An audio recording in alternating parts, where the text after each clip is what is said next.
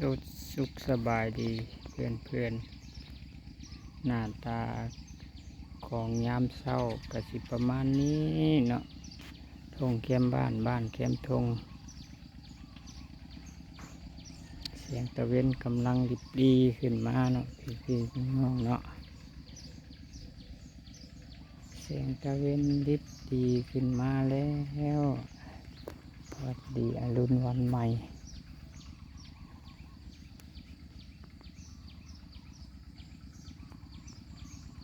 ท้องฟ้าเบิ่งท้องฟ้าพี่น้อง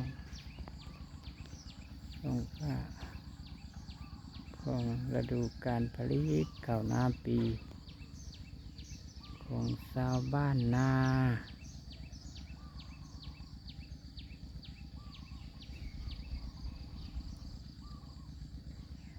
หน้าตาของทงกกยางทงกกยางจนได้ซื้อน้ำว่าทงกกยางนะเจ้าเพราะว่ากกยางต้นนี้เกิดมาแล้วเห็นโลดก่อยก็ได้เลยเอิ้นซื้อทงกกยางเบิดน้ำหน่อยเด้อพี่น้องเด้อทงกกยางก็ได้หน้าแคมบ้านแคมนาก็ได้เบิดน้ำแล้ว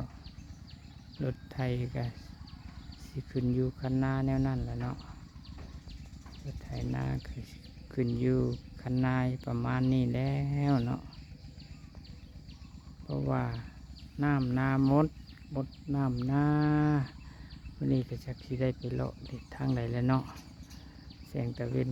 ขึ้นงามกระดอเนาะรีแสงตะเวนจักหน่อยเนาะแข่งเอาแสงตะเวนอ่อนๆเพื่อสุขภาพผิวหนังว่าซั่น เสียงตะเวนกำลังริบรี่ขึ้นจากขอบฟ้าเนาะตอนกลางคืนก็คือมีฝนบนเนาะคือน้ำหมอกปุกปักลงมาเนาะแต่ตอนเช้าเราก็ช่วยม้อยตอ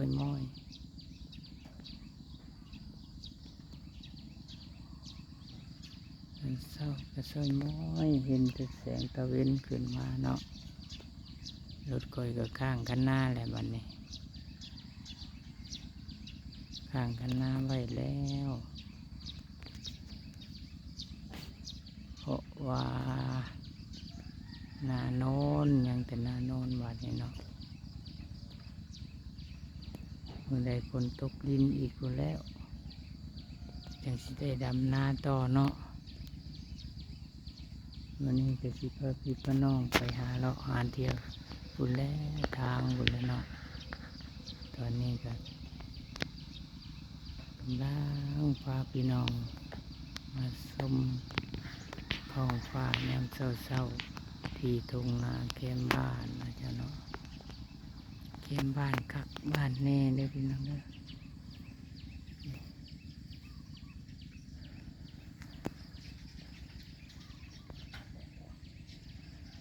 ต้นยมมาสาน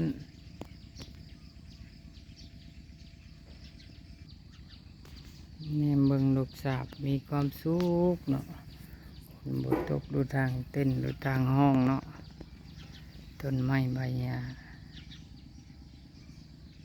ลูกน้อยบินลูกน้อยก็ลายได้บ้านเอาปีนี้คุณลูกน้อยบินเบิ่งดกพี่น้องมาส่องเบิ่งดกกัน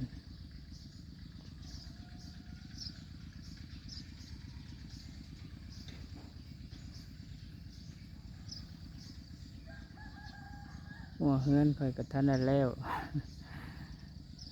พักหัวเฮือนบ้านเฮายังสะดวกสบายอยู่ไปช่วยเฮือนซ้ำนี่ก็โจด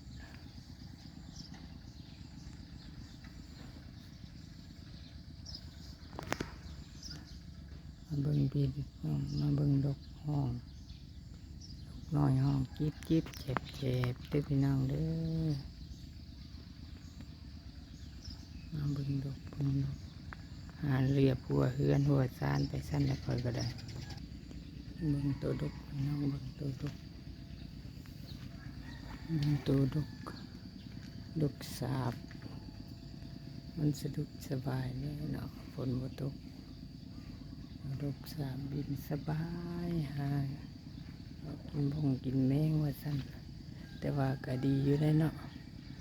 มันแดดเพื่อให้เก่าขึ้นเก่าหน้าให้ใหญ่ค่อย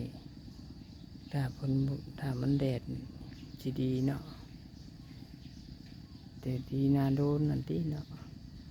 หญ้าฮือขึ้นแหละพี่น้องแต่ก็จะมีพาพี่พี่น้องมาจมลายพาพี่พี่น้องเบิ่งนกสาบนั่นจ้ะเนาะนกเอี้ยงก็ยังมาไข่นะในตอนเฮือนค่อย